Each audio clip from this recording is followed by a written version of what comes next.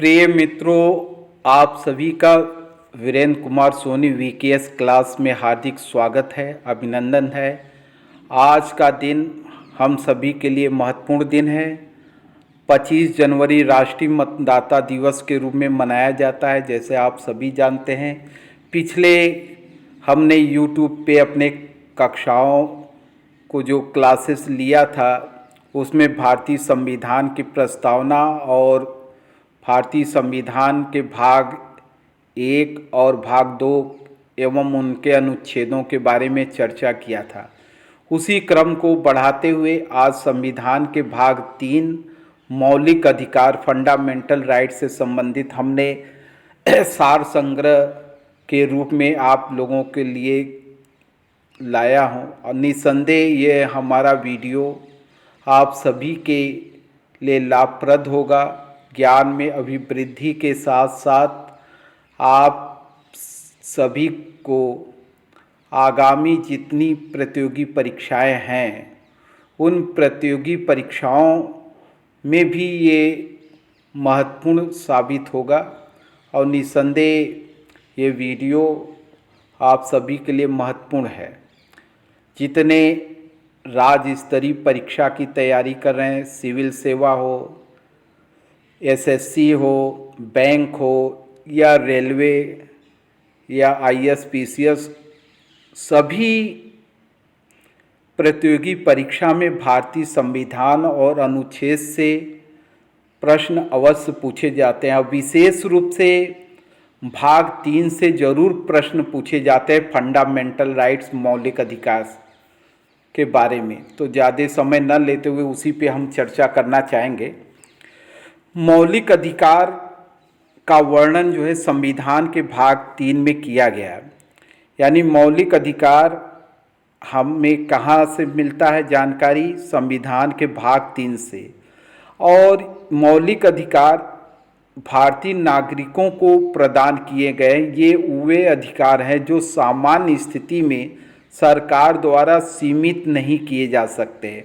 विशेष परिस्थिति में इसमें बदलाव हो सकता है, लेकिन सामान्य परिस्थिति में सरकार इसमें छेड़छाड़ या कम इसको सीमित नहीं कर सकता हमारे अधिकार को। और इसकी सुरक्षा, हमारे मौलिक अधिकारों की सुरक्षा कौन करता है? सर्वोच्च न्यायालय। ये सभी भारतीय नागरिकों को नागरिक स्वतंत्रता प्रदान करते हैं, है ना। तो मौलिक अधिकार जो हमें प्राप्त है संविधान प्रदत्त, उसकी जो है सुरक्षा रक्षा कौन करता है? Supreme court of India. संविधान के भाग 3 में जो मौलिक अधिकार हैं, कहाँ से फंडामेंटल राइट्स किस अनुच्छेद से शुरू होता है? अनुच्छेद 12 से 35 के तहत प्रत्येक नागरिकों को कितने मौलिक अधिकार वर्तमान में प्राप्त हैं? कुल 6 हैं। लेकिन पहले क्या था? संविधान जब निर्मित हुआ, बना था, उस समय मौलिक अधिकार 7 थे। लेकिन 44वें संविधान संशोधन 1987 के द्वारा संपत्ति के अधिकार को मौलिक अधिकार का दर्जा न देकर के उसे एक कानूनी अधिकार बना दिया गया है कि आपकी संपत्ति की जो है मौलिक अधिकार, आपकी संपत्ति, ये नहीं है कह सकते कि ये हमारी संपत्ति है। ये केवल मौलिक अधिकार के तौर पे नहीं, लेकिन कानूनी अधिकार, इसको लीगल जो है राइट्स बना दिया गया कि केवल आपका कानूनी अधिकार है, मौलिक अधिकार नहीं है संपत्ति पे, है ना। सरकार जब आवश्यकता पड़े तो उसका अधिग्रहण कर सकता है। तो आगे चलते हुए ये अंग्रेजी में हमने अनुवाद किया है। जो हमारे अंग्रेजी के इंग्लिश मीडियम के अभ्यर्थी हैं वो इसका ज़रूर अवलोकन करें और नोट करें। आगे इसी क्रम में बढ़ते हुए संविधान के कुछ हम मौलिक अधिकारों से संबंधित महत्वपूर्ण तथ्यों का भी हमने इसमें समावेश किया है। मौलिक अधिकारों को कहाँ से लिया गया है? संयुक्त राज्य अमेरिका के संविधान से। आप सभी जानते हैं कि संविधान जो हमारा बना, निर्मित हुआ, विश्व का सबसे बड़ा संविधान है, लिखित संविधान है। और संविधान में जो महत्वपूर्ण बातें हैं वो कहीं न कहीं अन्य देशों से भी लिए गए। पिछली कक्षाओं में यूट्यूब के अपने क्लास में हमने बताया है। सब मौलिक अधिकारों में संशोधन किया जा सकता है। एक क्या प्रश्न आ सकता है, पूछ सकता है परीक्षा में, क्या मौलिक अधिकारों को सरकार संशोधित कर सकती है? तो याद रखिए, सरकार जो है मौलिक अधिकारों को संशोधित कर सकती है। कब, मतलब, और कौन से मौलिक अधिकार को छोड़ उसको नहीं संशोधित कर सकती? जैसे आपातकाल के दौरान, जब मान लीजिए राष्ट्रीय आपातकाल की स्थिति अगर देश में हो रही है, तो उस परिस्थिति में सरकार क्या है कि मौलिक अधिकार को सीमित कर सकती है या संशोधन कर सकती है।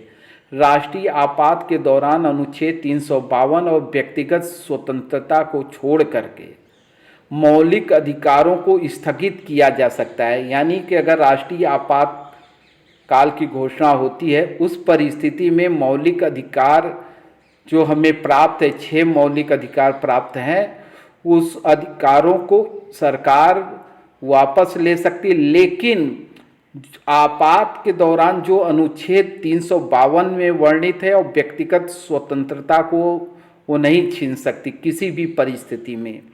अब चर्चा करेंगे मौलिक अनुच्छेद 12 में क्या है। अनुच्छेद 12 केवल मूल अधिकारों की परिभाषा है। इसमें अनुच्छेद 13 के अंतर्गत यदि हमारे मूल अधिकार किसी दूसरे के मूल अधिकार को प्रभावित करे तो हमारे मूल अधिकार पर रोक लगाया जा सकता है। यानी कि हमें फंडामेंटल्स राइट्स है, मौलिक अधिकार, लेकिन वो अधिकार अगर वो दूसरे के अधिकार को, मूल अधिकार को प्रभावित करता है तो उस मूल अधिकार पर रोक लगाया जा सकता है। ये अनुच्छेद 13 कहता है, आर्टिकल 13। फिर इसके बाद 12-13 तो ये हो गया। याद करने का तरीका क्या है कि इस तरह से याद करें कि मौलिक अधिकार 12 से 35 है, 12 में परिभाषा है, 13 में जो है मौलिक अधिकार अगर हमारे प्रभावित किसी दूसरे के मौलिक अधिकार को करता है तो उस पर रोक लगाया जा सकता है। समानता का अधिकार, ये भी मौलिक अधिकार है, यानी कि सभी के लिए समानता का अधिकार है, इक्वलिटी टू राइट, है ना। तो ये किस अनुच्छेद में है? समानता के अधिकार अनुच्छेद 14 से 18 में वर्णित है। संविधान के अनुच्छेद 14 से 18 तक का अनुच्छेद समानता का अधिकार है। याद रखिएगा, बहुत सारी परीक्षाओं में प्रश्न IAS PCS के RO में भी पूछे गए हैं कि उसमें दे देता है कि अनुच्छेद इतना समानता का अधिकार, एक दूसरे कॉलम में आ जाएगा कि अनुच्छेद यहाँ से यहाँ तक, फिर इसी तरह स्वतंत्रता का अधिकार। तो याद रखिएगा, समानता का अधिकार जो है अनुच्छेद 14 से शुरू होता है 18 तक। अनुच्छेद 14 में क्या कहता है? समानता के अधिकार, विधि के समक्ष समानता का अधिकार, अर्थात कानून के समान सब बराबर है, कानून के समक्ष, थोड़ा इसमें आप सुधार कर लीजिएगा। यानी कि अनुच्छेद 14 ये करता है कि विधि के समक्ष समानता का सभी को, भारत में जितने रहने वाले नागरिक हैं सभी नागरिकों को समानता का अधिकार की बात करता है अनुच्छेद 14 की। विधि कानून के समक्ष, विधि के समक्ष सभी को एक समान अधिकार प्राप्त है, कानूनन एक समान अधिकार प्राप्त है। ये कहाँ से लिया गया समानता का ये विधि के समक्ष? ये भी नोट करिएगा, ब्रिटेन से, है ना। कि यानी कि कानून की दृष्टि में सभी भारत में रहने वाले व्यक्ति एक समान है।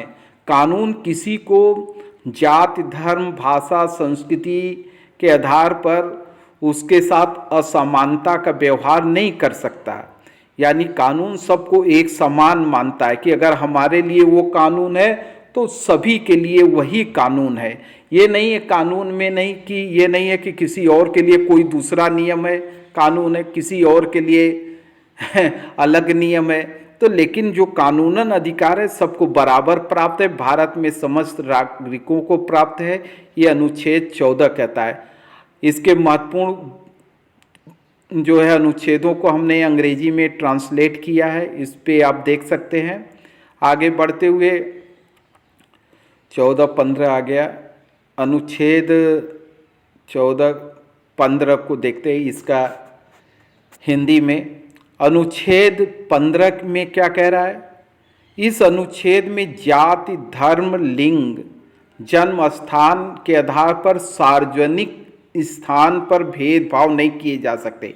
यानी कि अनुच्छेद 15 हमें यह अधिकार देता है कि जाति के आधार पर, धर्म के आधार पर, लिंग के यानी कि स्त्री पुरुष, महिला पुरुष या जाति, कोई किस जात का है, कोई किस धर्म का है, उसके आधार पर या जन्म स्थान के आधार पर सार्वजनिक स्थानों पर भेदभाव नहीं किए जा सकते।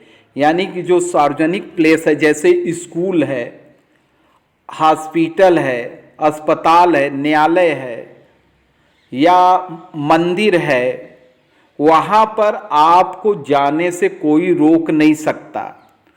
वहाँ आपको सार्वजनिक स्थल है, जगह है, हॉस्पिटल है, स्कूल है, विद्यालय है, कॉलेज में, वहाँ आपको जाति, धर्म, भाषा और लिंग, जन्म स्थान के आधार पर भेदभाव नहीं किया जाएगा कि आप इस जाति के हो, आप इस धर्म के मानने वाले लोग हो, आप महिला हो, आप पुरुष हो, या आपका जन्म स्थान अदर स्टेट में है या किसी दूसरे राज्य में है तो आप यहाँ आ नहीं सकते, या ये सार्वजनिक स्थल का आप प्रयोग नहीं कर सकते, या सरकारी स्थान का प्रयोग नहीं, या सरकारी विभाग या संस्थान आपके साथ भेदभाव नहीं कर सकता। ये अनुच्छेद हमारा 15 करता है। 14 कहता है कि विधि के समक्ष सभी नागरिक एक समान है, कानूनन एक समान है, बराबर है। ये हमारा अनुच्छेद 14 कह रहा है। लेकिन 15 कह रहा है कि जाति, धर्म, लिंग, जन्म स्थान के आधार पर सार्वजनिक स्थानों पर, मंदिर है, स्कूल है, हॉस्पिटल है, न्यायालय है, महाविद्यालय है, विश्वविद्यालय है, वहाँ पर आपके साथ किसी प्रकार का डिस्क्रिमिनेशन नहीं किया जाएगा।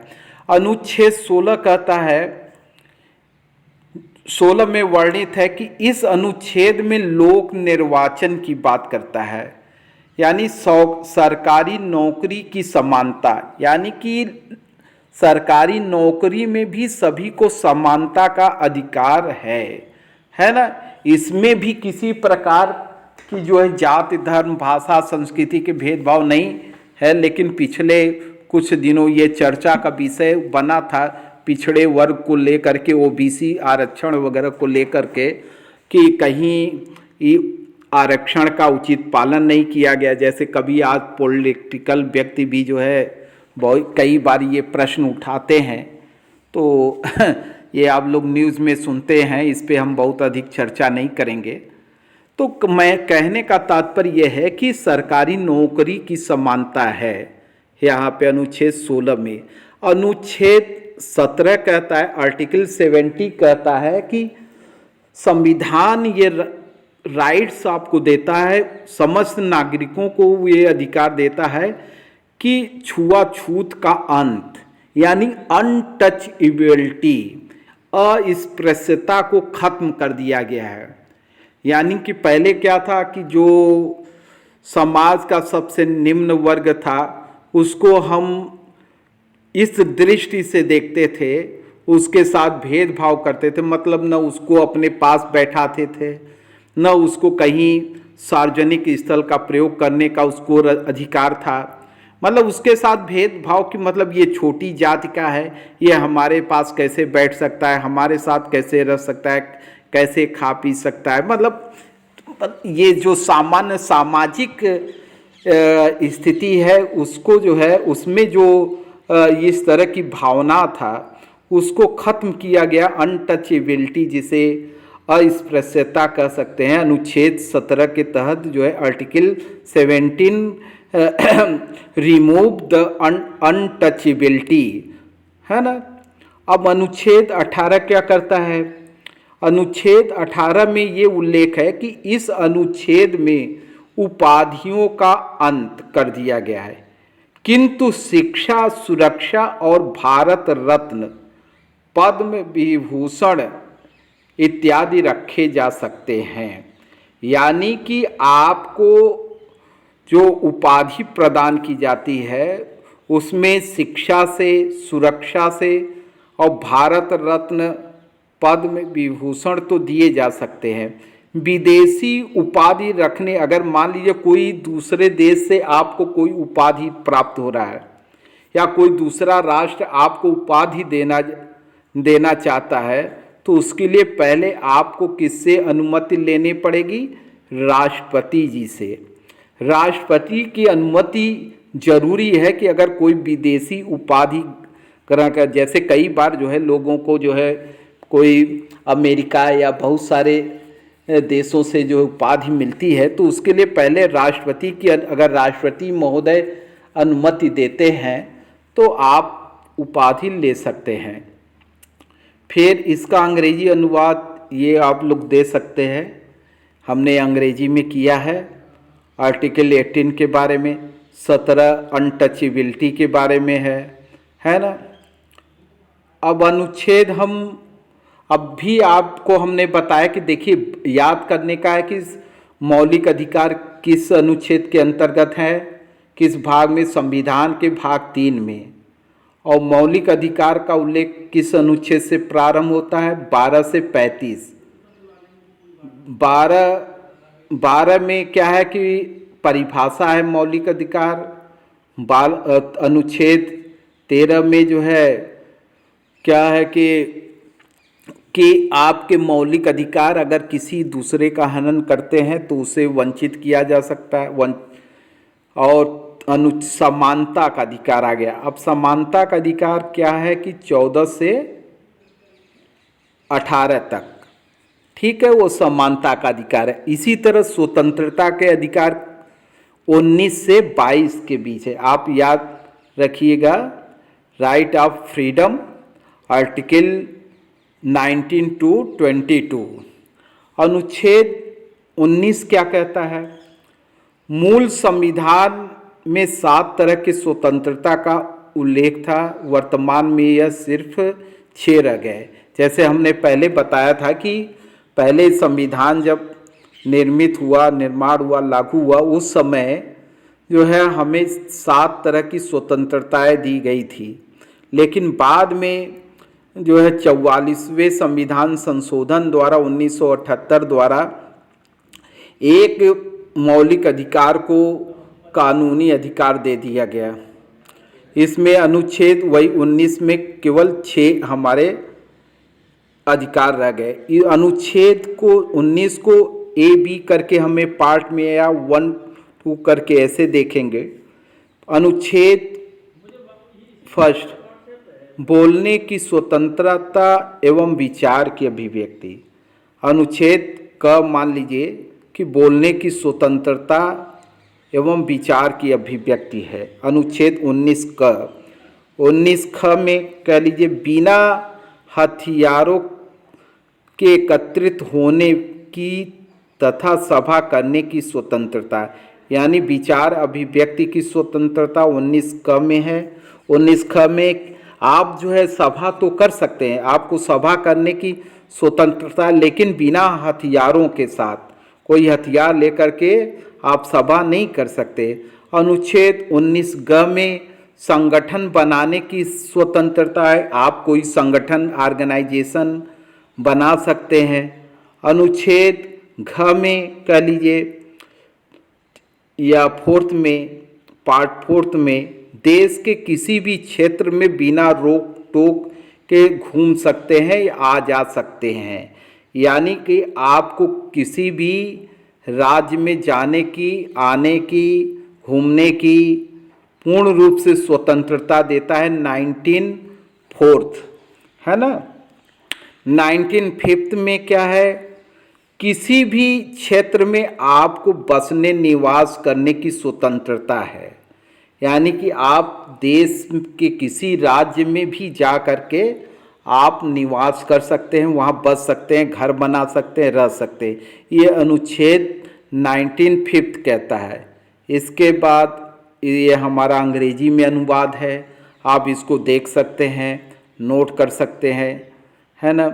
फिर अनुच्छेद 19(6) पार्ट 6 में क्या कह रहा है कि संपत्ति का अधिकार को 44वें संविधान संशोधन 1978 के द्वारा हटा दिया गया है। अब संपत्ति का अधिकार केवल कानूनी अधिकार रह गया है, जैसे अभी मैंने चर्चा किया। अनुच्छेद 20 कहता है कि दोष सिद्धि में संरक्षण, किसी व्यक्ति को एक अपराध के लिए केवल एक ही सजा दी जा सकती है, यानी कि अगर कोई वो दोषी सिद्ध होता है तो उसको, अगर एक अपराध कोई किया है तो उसको, एक अपराध है तो उसको एक ही सजा दी जाएगी। अपराधी पर अपराध करने के समय का कानून लागू होगा, यानी कि अपराधी जिस समय जो अपराध कर रहा है उसके अकॉर्डिंग ही उसी समय के कानून, उस समय जो कानून लागू होगा उसी कानून के तहत उसे दोषी या सजा दी जा सकती है। दूसरी बात है कि किसी व्यक्ति को खुद के खिलाफ गवाही मान्य नहीं होगी, यानी किसी व्यक्ति को खुद के खिलाफ गवाही मान्य नहीं होगी। अनुच्छेद 21 कह रहा है प्राण एवं दैहिक स्वतंत्रता, मतलब कि आपके प्राण की रक्षा और दैहिक स्वतंत्रता हमें देता है अनुच्छेद 21 के तहत। किसी व्यक्ति को उसके जीवन और व्यक्तित्व स्वतंत्रता के अधिकार से वंचित नहीं किया जा सकता, यानी प्राण एवं दैहिक स्वतंत्रता किसी व्यक्ति को उसके जीवन और व्यक्तित्व स्वतंत्रता के अधिकार से वंचित नहीं किया जा सकता है, यानी कि उसके जीने की स्वतंत्रता या अधिकार छीना नहीं जा सकता। व्यक्तित्व जो उसकी पर्सनालिटी है उसको खत्म नहीं की जा सकती। अनुच्छेद 21 क के तहत राज्य 6 से 14 वर्ष के आयु के बच्चों को निःशुल्क शिक्षा प्रदान करेगी। अनुच्छेद 21 में संशोधन किया गया है ना, तो अनुच्छेद 21 के तहत जो है 6 से लेकर के 14 वर्ष तक के बच्चों को निःशुल्क शिक्षा देने का प्रावधान किसके पास है? राज्य को। राज्य की ये जिम्मेदारी है कि निःशुल्क वह शिक्षा दे। इसे 86वें संविधान संशोधन 2 के द्वारा जोड़ा गया, यानी कि अनुच्छेद 21 का इसे 86वें संविधान संशोधन 2002 में हुआ था, उसके अनुसार जोड़ा गया। इसका अंग्रेजी अनुवाद है। बहुत बहुत धन्यवाद आप सभी को। वीकेएस क्लास में आप सभी का स्वागत है। 25 जनवरी राष्ट्रीय मतदाता दिवस की आप सभी को बहुत बहुत शुभकामनाएं, बधाई और